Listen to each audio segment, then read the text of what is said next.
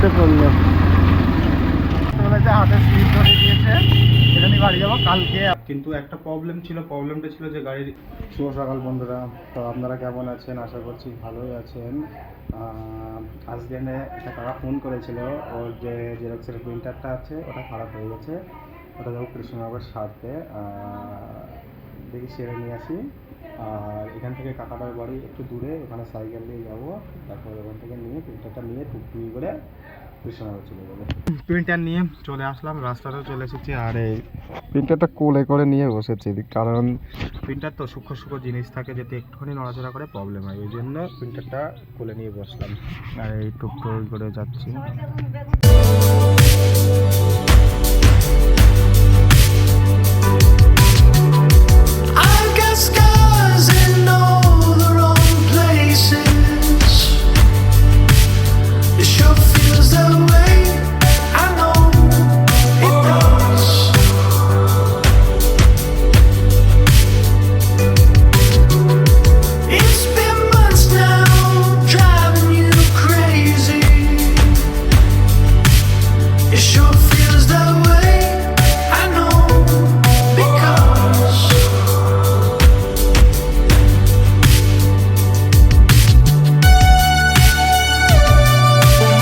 মেশিনটা, জেরক্স মেশিনটা দিয়ে আসলাম, ঠিক আছে। একদিন পরে আসতে বলেছে, হাতে স্লিপ ধরে দিয়েছে, এটা নিয়ে বাড়ি যাবো কালকে। আবার দেখি আসতেও পারি, না হলে কাকা আসবে হয়তো।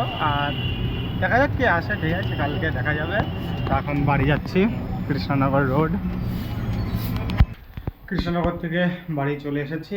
দেখছি যে মানে বাড়ি এসে দেখছি যে একজন ধান লোড করবে, একজন নয় দুজন ধান লোড করবে।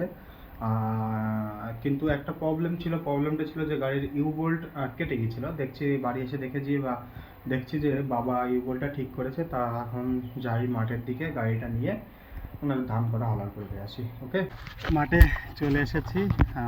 হলারটা একটু নোংরা হয়েছিল, হলারটা পরিষ্কার করলাম। আর এটা গাড়ি, আর ওটা ধান।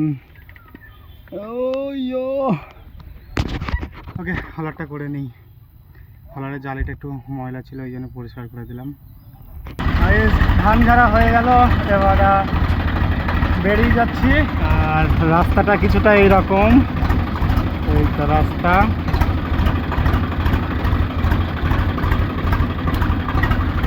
এটা রাস্তা, ঠিক আছে। এই রাস্তা দিয়ে বার হবো, মানে আর একটা জায়গায় দেখাচ্ছি আপনাদের। রাস্তাটা খালি দেখবেন, ঠিক আছে, কতটা ভয়ানক হতে পারে, ঠিক আছে, দেখাচ্ছি। আর হলার আছে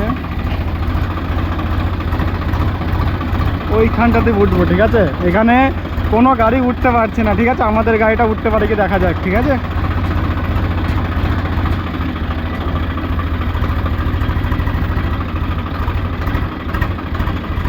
এইখানে কোনো গাড়ি উঠতে পারছে না। আর আমি একটু কথা কম বলছি, দেখি আমাদের গাড়িটা উঠতে পারে কি, ঠিক আছে।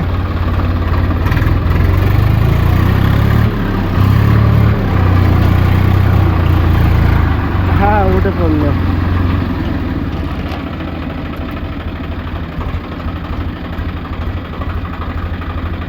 উঠে পড়েছে গাইস।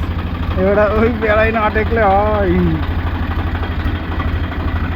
গাড়িটা বাড়ি রেখে দিয়েছিলাম, দেওয়ার পরে নাওয়া ধোয়া করেছিলাম, নাওয়া ধোয়া করে একটু খেয়েছিলাম। খেতে খেতে মানে খাওয়ার পরে দেখছি সন্ধ্যা হয়ে গেছে, একটু পাড়ার দিকে এসেছি। পাড়ার দিকে এসে ছেলেপিলে গেম খেলছিল। এখানে মুস্তা আছে, আর আমি মানে এখানে বসে আছে। আর সুন্দর ঘাটের ধারে হাওয়া বইছে, আর এটা রাস্তা নদীর ধারে। আর এখানে তা বাড়ির দিকে যাবো বলতে গেলে একটু মানে আমাদের গ্রামের সাইডে, গ্রামের দিকে যাব।